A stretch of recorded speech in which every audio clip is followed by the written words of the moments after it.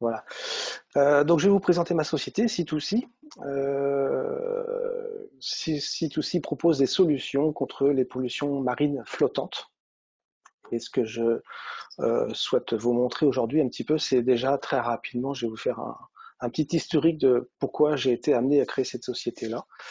Euh, eh bien, ça a démarré en fait par une rencontre. En 2010, j'étais responsable commercial d'une société dans l'industrie, hein. J'ai beaucoup évolué dans le monde de l'industrie et j'avais inscrit la société pour laquelle je travaillais à l'époque au pôle industriel Néopolia, basé à Saint-Nazaire. Et lors de différentes réunions, eh bien, j'ai fait la rencontre de Thierry Tomaso, qui est le patron de Tomcy et qui est aussi l'inventeur des chaluts anti-pollution du même nom. Pour moi, ça a été une rencontre très importante dans ma vie. Ça a été réellement un virage que j'ai pris suite à cette rencontre, parce que au-delà de la rencontre avec un homme que je trouve excellent par ce qu'il a fait, par ses activités et son bon sens, j'ai aussi fait la rencontre d'un outil pour moi que je trouve formidable, qui aide à la lutte contre les pollutions marines, donc le chalut Tomcy. Peut-être que certains d'entre vous connaissent déjà ces chaluts. Ils ont déjà opéré de nombreuses fois pour nous aider à défendre nos côtes contre les pollutions type marée noire. Mais qu'est-ce qui a donné, qu'est-ce qui a motivé Thierry Tomaso à créer ce chalut? C'est ça aussi que je voudrais vous expliquer aujourd'hui, parce que c'était un épisode assez marquant. Mais en fait, les chaluts Tomcy sont nés lors du naufrage de l'Erika en 99, en décembre 99. Thierry, qui est un ancien patron pêcheur, avec ses équipes, était en pleine pêche au bar à cette époque-là et survint le naufrage de l'Erika. Donc, je pense que c'est un épisode que tout le monde a en tête, malheureusement. Et il reçoit un ordre, comme tous les autres pêcheurs, de la Marine nationale, de la préfecture maritime, de rentrer dans leur port d'attache sous peine de contaminer leur filet. Et voilà, il faut quitter la zone le plus vite possible pour laisser le champ libre à la Marine nationale.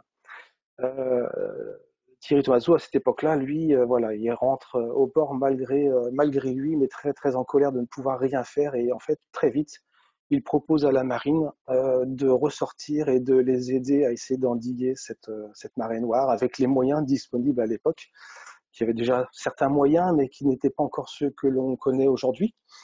Il s'avère que ces moyens étaient en fait peu efficaces. Et il se dit, moi je veux faire quelque chose, je rentre au port, je prends mes vieux filets. Il a déjà fabriqué très rapidement ce qui était on va dire le premier modèle de chalut, et il s'est aperçu qu'avec ce moyen-là, eh ben, il arrivait déjà à collecter de grandes quantités de fioul lourd.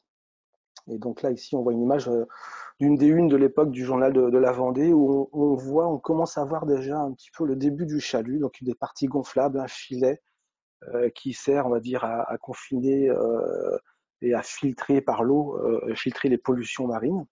Et l'idée du chalut est née vraiment à cette époque-là. Et on était à une époque où c'était un peu particulier pour la pêche. Il y avait la pêche professionnelle était un petit peu en déclin, et c'est le tournant qu'a pris Thierry Tomaso pour se dire, allez, là je pense qu'il y a quelque chose vraiment à faire pour aider à la défense de nos côtes, pour contrer les pollutions marines.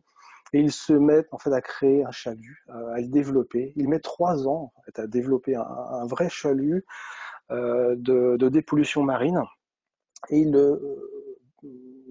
d'ailleurs, il le fait breveter en novembre 2002. Et par le plus grand des hasards, dans ce même mois, survient le naufrage du Prestige. Et là, ça a été vraiment le démarrage de la société Tomcy, qui a été demandé par la Marine nationale et la région également d'essayer de mettre en œuvre ce chalut pour voir si ça fonctionne. Et en fait, le premier coup de drague qu'ils ont mis, ils ont récolté 5 tonnes de fioul lourd en une seule opération. Donc, c'était vraiment le démarrage de la société Tomcy. Aujourd'hui, qu'est-ce qui fait que nous avons le meilleur système au monde de protection de nos côtes? Eh bien, c'est nous aussi, comme d'autres pays, on a subi de nombreuses marées noires. J'ai listé ici certainement les plus importantes, jusqu'à la dernière en date, qui est donc le Grande Américain.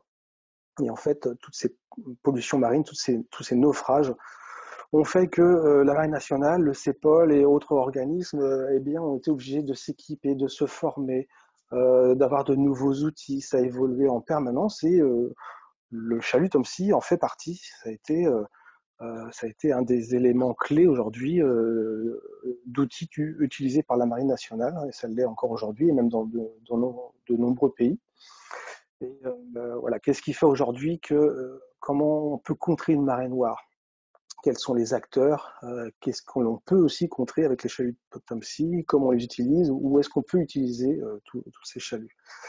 Bien aujourd'hui, les acteurs de la lutte anti-pollution marine, ce sont donc bien souvent, on entend parler donc du CEPOL, de la Marine nationale, mais c'est aussi une coopération qui est née d'ailleurs de cette époque de naufrage de l'Erika et surtout suite au Prestige où Thierry Tomaso a très fortement recommandé à la Marine nationale d'utiliser le savoir-faire des pêcheurs.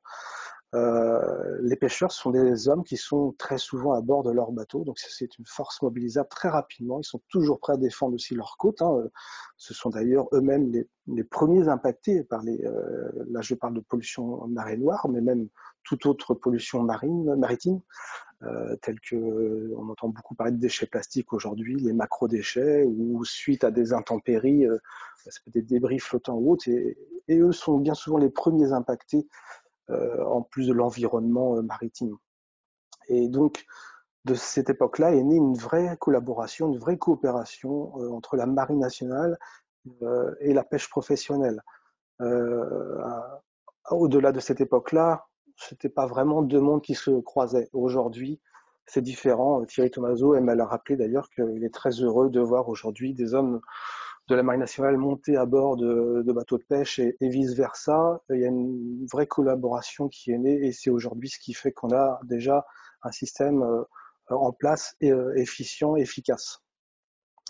Les chaluts Tomsy ont la particularité de pouvoir collecter tout ce qui est pollution marine flottante. Donc bien sûr, ils ont été créés à l'origine pour tout ce qui est fioul lourd, hydrocarbures, donc vraiment les marées noires. Mais aujourd'hui, tout ce qui est pollution marine flottante, je précise bien flottante, peut être collecté par ces chaluts. Donc on parle bien sûr des déchets plastiques, les macro-déchets, ça peut être des algues pélagiques, ça peut être les débris, ça peut être vraiment tout ce qui peut être pollution ou nuisance flottante. Comment? Eh bien, il y a des éléments qui sont primordiaux pour la réussite, pour contrer la pollution marine flottante. C'est tout simplement la formation, la prévention et anticiper la fatalité. Aujourd'hui, plus on est préparé, plus on est équipé, plus on va pouvoir faire face à des épisodes de pollution qui sont, elles, complètement inattendus. Pour preuve, en octobre 2018, deux navires sous télescope dans le cap nord de la Corse, générant une pollution. Donc là, la Marine nationale a employé entre autres les chaluts Tomsy, ça a été un réel succès. Et quelques mois plus tard, mars 2019, le Grande Erika, dont tout le monde a entendu parler. Donc toutes ces choses-là, on ne peut pas les prévoir. Mais plus on est armé et plus on peut lutter efficacement contre ces pollutions. Aujourd'hui d'ailleurs, j'ai fait des recherches et il s'avère qu'il y a environ 150 pollutions aux hydrocarbures par jour dans le monde. Donc fatalement, vu le trafic grandissant, le trafic maritime grandissant, on multiplie les chances ou la malchance d'avoir d'autres accidents, d'avoir d'autres pollutions. Par exemple, en ce moment, depuis août de l'année dernière, il y a une pollution qui sévit sur les côtes nord-est du Brésil, qui pollue 2500 km de côte. C'est une catastrophe environnementale pour l'écosystème, pour les pêcheurs, c'est un gros problème financier, social, environnemental. Et la Marine nationale brésilienne n'était pas aussi bien équipée que nous le sommes aujourd'hui. Et malheureusement, il l'aurait été, ce serait beaucoup moins impactant que ça ne l'est aujourd'hui. Donc il faut s'équiper. Donc voilà pourquoi j'ai été amené à créer la société C2C. C'était donc suite à cette rencontre avec un homme et ça a vraiment fait émerger chez moi cette envie d'œuvrer pour le monde maritime et voilà, d'apporter ma petite touche pour on va dire un monde meilleur. Et je me suis dit voilà, cet outil mérite d'être connu en dehors de nos frontières. Il l'est, il l'est par différents moyens aujourd'hui parce que on travaille avec des ONG comme West Free Ocean ou d'autres qui ont su reconnaître là un outil efficace aussi pour lutter contre les déchets plastiques marins notamment. Qui touche voilà, qui touche tous les océans et bon bien sûr tout le continent asiatique, Indonésie, l'Afrique, Amérique centrale. Enfin voilà, on est tous impactés par cette pollution et il s'avère aujourd'hui qu'il n'y a pas vraiment beaucoup de moyens aujourd'hui efficaces pour collecter toutes ces pollutions flottantes. Et ben c'est tout l'avantage justement de ces chaluts, c'est que il existe différentes tailles de chaluts qui sont très facilement, il y a une mise en œuvre très rapide. C'est un moyen qui nécessite peu de moyens techniques et humains pour les utiliser. Vous avez ici le tout nouveau chalut T1, qui est un chalut, lui, plus destiné, on va dire, au milieu portuaire, les eaux calmes, les lacs, les rivières, mais aussi les pays émergents qui ont malheureusement, bien souvent, sont des pays qui sont fortement impactés et qui n'ont pas les moyens techniques et les moyens humains pour répondre à cette problématique. Et ben, par un petit outil, il est déjà possible de faire beaucoup de choses. Pour montrer d'ailleurs aussi en aparté euh, euh, le fait d'adhérer à un réseau tel que Respect Océan, et ben voilà, ça fait naître aussi de nouvelles synergies. Notamment, il y a un autre membre qui s'appelle Yadis, qui est fabricant et l'inventeur du Jellyfish Boat, des drones marins que l'on utilise dans les milieux portuaires. Et puis, on a décidé d'essayer, pourquoi pas, de voir si nos deux solutions étaient complémentaires. Donc, on a fait des tests, notamment au port de la Turballe récemment, de ce petit chalut T1 tracté par deux drones de la société Yadis, et ça a très très bien marché, et ça laisse même augurer un développement de nouvelles solutions que l'on va certainement proposer dans de nombreux pays. Ça commence d'ailleurs tout juste. Donc vous avez le chalut T1, vous avez le chalut T2, qui est certainement le plus polyvalent. On va dire que ce chalut-là, T2, le nom c'est tout simple.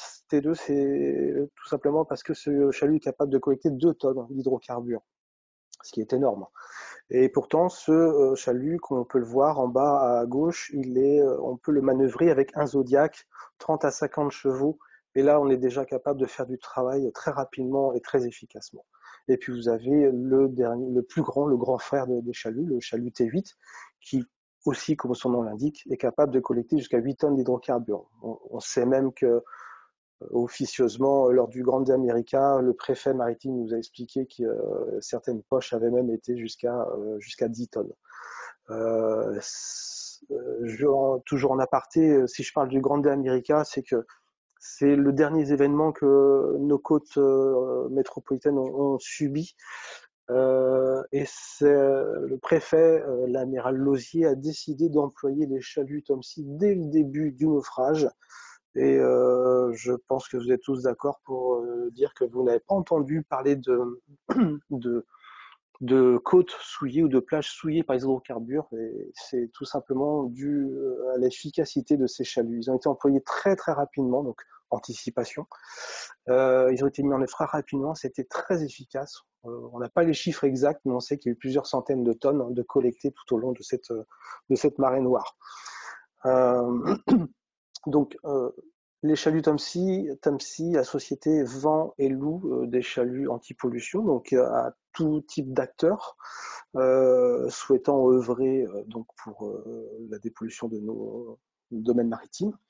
Et avec ça, voilà, on peut, comme je l'ai expliqué tout à l'heure, récolter tout ce qui est déchets plastiques, hydrocarbures, macro-déchets, les débris des algues pélagiques, avec des tailles de polluants pouvant démarrer à 3 mm, même peut-être même un peu moins, parce que certaines mailles de filets sont adaptées aux polluants que l'on va collecter. Notamment, quand on parle d'hydrocarbures et fioul lourd, ce sont des mailles très très fines, des mailles très très spécifiques qui ont été mises au point pour ne garder que le polluant et libérer toute l'eau. Et là, on est à 1,7 mm. Donc, on pourrait même imaginer, pourquoi pas, avoir des collectes de déchets plastiques de l'ordre de cette taille-là. Et puis, on est capable de collecter à 70 centimètres en dessous la surface de l'eau. Donc, on ne peut pas aller encore dans la colonne d'eau, il faudra d'autres moyens, mais c'est déjà pas mal. Et on peut les employer sur tout type de domaine maritime, aussi bien en pleine mer, dans les océans, notamment avec le chalut T8, que dans les mers, les fleuves, rivières, lacs, tout ce qui est littoral, milieu portuaire ou autre. C2C forme bien sûr à l'utilisation de ces chaluts et c'est, comme je le disais tout à l'heure, c'est pour nous primordial, c'est vital d'être équipé, de travailler en préventif, dans l'anticipation. Il y a régulièrement sur nos côtes françaises des opérations qui se font avec la marine nationale et les pêcheurs locaux. Il faut savoir qu'il y a différents sites en France où sont stockés stratégiquement des chaluts comme si prêts à l'emploi. Comme lors du Grande America, toujours, il y avait, si le premier rideau avait été dépassé, c'est-à-dire que si la Marine nationale ou CEPOL avait été vraiment dépassé par les événements, en second rideau, il y avait des pêcheurs de La Turballe et de La Rochelle, il me semble, qui étaient prêts à intervenir avec les chaluts Tomsi. Donc des gens au préalable formés par les équipes Tomsi notamment, donc prêts à intervenir et prêts à utiliser les chaluts. Donc, ils n'ont pas eu besoin de le faire parce que la marine a super bien opéré et bien géré cet événement-là. Mais c'est vraiment, vraiment primordial. Donc, je rassure les clients, lorsqu'on vend un chalut, que ce soit n'importe où dans le monde, on fournit toujours la formation qui va avec. Mais au-delà de tout ça, C2C, ce qu'on essaye de mettre en valeur, c'est qu'au-delà d'un outil, eh bien, ce qui a été initié en France est complètement reproductible partout dans le monde. On a tous les mêmes soucis de pollution, à plus ou moins forte échelle, mais on a tous les pays ont des pêcheurs, tous les pays ont un savoir-faire maritime, et qui mieux qu'un pêcheur peut utiliser des chaluts. Donc c'est pour ça que quand je mets que les chaluts aussi ont un vrai rôle social, c'est vrai, parce que bien souvent, on va utiliser les ressources locales, donc les pêcheurs, les entreprises de collecte de déchets et autres, mais surtout les pêcheurs, tout simplement pour utiliser leur savoir-faire maritime, leur connaissance des lieux, et généralement, même 100% des cas, les pêcheurs sont hyper heureux, sont très heureux de pouvoir participer à cette dépollution maritime, et c'est une vraie force que de pouvoir les utiliser. Et puis, C2C, c'est aussi très vite entouré de partenaires spécialisés, chacun dans leur domaine. Euh, Souvent, quand on présente le chalut à des entités type mairie, des ONG, des associations qui veulent faire le bien ou autre, eh bien, les questions viennent très vite du type mais c'est génial, votre outil, ça marche, c'est super, mais qu'est-ce qu'on en fait des déchets? Et donc, C2C, c'est entouré de différents partenaires donc, qui apportent des solutions en termes de tri, de valorisation et de recyclage de ces déchets. Et l'idée derrière tout ça, c'est vraiment de recréer une nouvelle économie. C'est-à-dire que lorsqu'on va fournir un chalut, par exemple en Indonésie, et que derrière, en plus, on a un partenaire qui est capable, lui, soit de racheter la matière, soit de la transformer, eh bien, ça va inciter les pêcheurs locaux à se dire, voilà, je vais dépolluer la mer, mais en plus, j'en retire quelque chose. On a des projets aussi avec une autre entité pour, par exemple, pyrolyser le plastique et le transformer en carburant. Alors, même si ce sont des solutions d'attente aujourd'hui pour avoir de meilleures solutions sur la valorisation des plastiques qui peuvent l'être ou ne pas l'être, suivant le type de plastique, eh bien, ça permet de rendre les gens, les pêcheurs notamment, autonomes en carburant. Voilà, ils vont pêcher du plastique, ils vont pouvoir se dire que ce plastique va être transformé très rapidement en carburant, je vais pouvoir le mettre dans mon bateau et pouvoir continuer à pêcher avec ou ramasser les déchets. Donc ça a un vrai rôle social. Donc, et en plus, ça peut aussi dynamiser l'image environnementale d'une région. Un exemple d'une success story qui a été réalisée avec les pêcheurs de Marseille pour le compte d'une start-up parisienne. Cette start-up m'a missionné donc pour aller former des pêcheurs du côté de l'étang de Berre, sur l'étang de Berre. Et l'idée derrière tout ça, c'est qu'ils récoltent des déchets plastiques, ils récoltent un petit peu tout ce qu'ils trouvent, mais ils vont faire déjà un premier tri et garder que le PET, Ce PET, lui, est ensuite broyé, il est transformé en granulé et en fil. Et avec ce fil, cette société fabrique des baskets mode, ce qu'on appelle des sneakers, et c'est la société Corail. Peut-être vous avez entendu parler d'eux, ils ont fait un crowdfunding qui a explosé les scores, je crois qu'ils ont dû faire dans les 3000% de leur objectif. Et la société Corail, donc voilà à gauche Tony de l'étendard, un des pêcheurs que j'ai formé, qui utilise le chalut Tomsi. Juste pour vous donner une idée, il n'avait jamais vu un chalut de sa vie.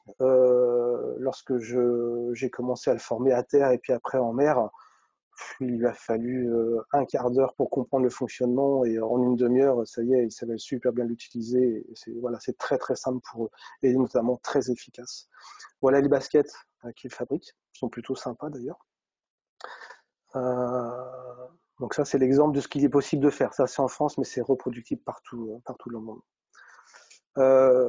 Donc comme j'expliquais tout à l'heure, je suis entouré donc de différents partenaires aujourd'hui et qui évoluent toujours dans un milieu très proche de mon environnement pour pouvoir proposer d'autres solutions, notamment transformer des moteurs thermiques fonctionnant à l'air comprimé. Donc ça, dans le milieu maritime, si on arrive à faire des bateaux fonctionnant à l'air comprimé pour dépolluer, voilà, ça, on a gagné le pari. C'est dépolluer sans polluer. Pour moi, c'est une finalité, c'est un but. On va y arriver.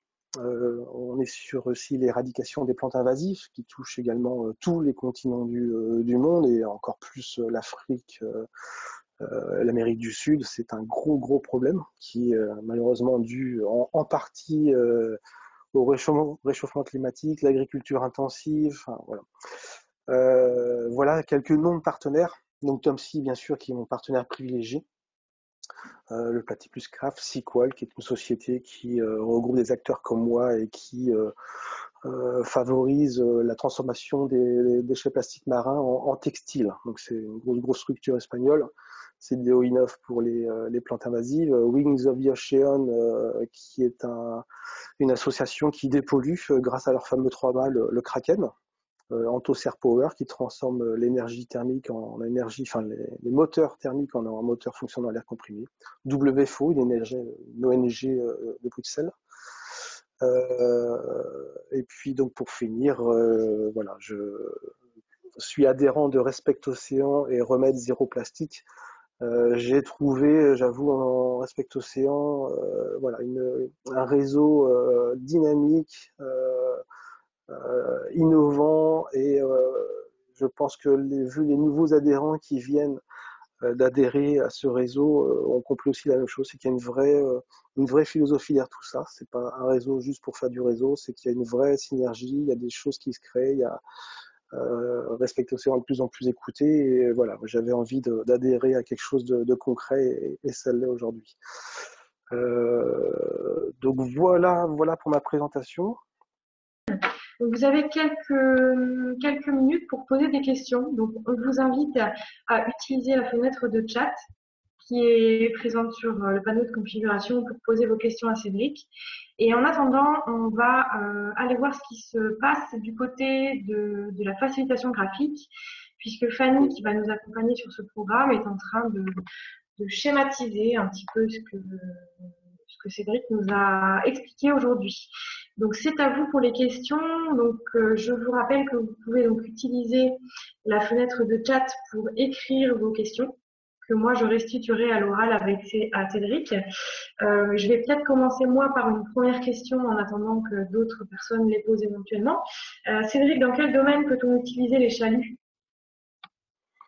Eh bien, dans tous les domaines maritimes, tout ce qui touche à la mer, c'est-à-dire que, donc comme je le disais tout à l'heure, on met de côté mais, tout ce qui est lutte contre les pollutions type marée noire, donc ça va être en mer essentiellement. Ça peut être lorsque des sociétés font des travaux maritimes, par exemple, et que il peut y avoir, je pense par exemple les éoliennes qui vont se faire au Tréport ou près de chez nous. Il va y avoir du trafic maritime et on n'est jamais à l'abri, par exemple, d'un accident, je sais pas, un navire qui se retourne, une collision ou autre, et à ce moment-là, on laisse échapper les hydrocarbures. Ça peut être le domaine offshore. L'oil and gas, c'est-à-dire qu'on n'est jamais à l'abri d'une fuite de pluie, ça arrive très régulièrement, beaucoup plus qu'on ne le pense. Ça peut être pour contrer du dégazage aussi, ça peut être les milieux portuaires, ça peut être là en ce moment j'essaye de contacter des gens par exemple qui sont dans le milieu du feu d'artifice, c'est tout bête, mais c'est une vraie pollution. Lorsqu'on tire des feux d'artifice en mer, ce qu'on appelle pas les cartouches, mais je sais plus le terme, restent quelques minutes en surface et ensuite ça tombe au fond de la mer. Si on profite du temps qu'ils sont flottants pour les ramasser, ça y est, on a gagné. Si on attend que ça tombe au fond, bah, ça va polluer le fond et pour les récupérer, c'est une toute autre histoire. Ça peut être dans les, alors surtout aujourd'hui, on va dire le nerf de la guerre, contrer la pollution des océans, c'est déjà travailler en amont de tout ça. Donc au-delà de tout, c'est forcément les industriels, il faudrait qu'ils fabriquent moins de plastique ou autre. Enfin, bon, ça c'est un autre domaine. Mais lorsque ces déchets se retrouvent dans les rivières, puis dans les fleuves, puis dans les océans, et ben voilà, si on arrive à travailler en amont, sachant que ces chaluts peuvent être aussi bien utilisés en statique comme en dynamique, donc en dynamique tiré par des bateaux et en statique, par exemple attaché entre deux piliers de pont ou sur des voies, sur des berges ou autres, on est capable de stopper en amont la pollution avant qu'elle n'arrive dans les océans. Donc milieu portuaire, ça peut être alors aussi, les chaluts comme ci ont déjà opéré notamment par exemple autour de centrales de production d'électricité. Ça peut être c'est bien de l'énergie, les centrales thermiques comme les centrales nucléaires. On ne peut pas imaginer que ce genre de centrales, par exemple, qui vont capter l'eau pour refroidir les réacteurs, si alors ils ont des systèmes des grilleurs pour éviter que des pollutions marines bloquent l'entrée, mais c'est déjà arrivé que des amas de végétaux ou même de méduses ont failli mettre en grand danger une activité nucléaire, notamment en Israël, c'était déjà arrivé. Eh bien, les cellules Tomsi ont déjà opéré dans ce genre de milieu pour soit en préventif, soit en curatif, enlever les pollutions qui peuvent générer ces problèmes de captation d'eau.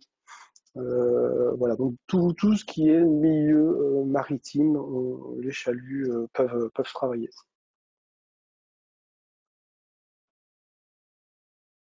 Merci beaucoup Cédric.